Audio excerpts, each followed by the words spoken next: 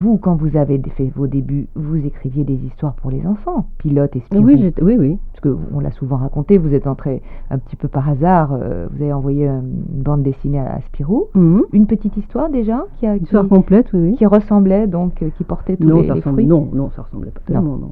Mais c'était pour les gosses.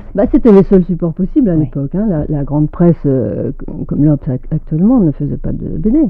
La grande presse faisait du dessin humoristique qui n'a rien à voir avec la BD, qui n'avait à l'époque rien à voir avec la BD. C'est d'ailleurs toujours Faisan et puis les autres qui sont venus le rejoindre, les Cabu après. Oui, Faisan, c'est bien la BD. Oh, oui, c'est bien.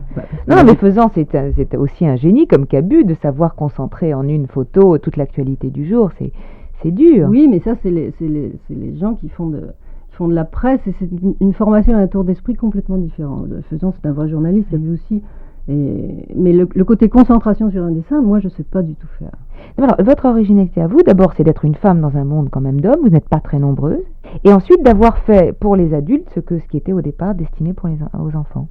Non, c'est pas ça. C'est qu'à partir du moment où c'était publié dans un journal pour adultes, on a décidé que c'était pour adultes, mais ça marche aussi bien ça marche pour n'importe qui sachant lire.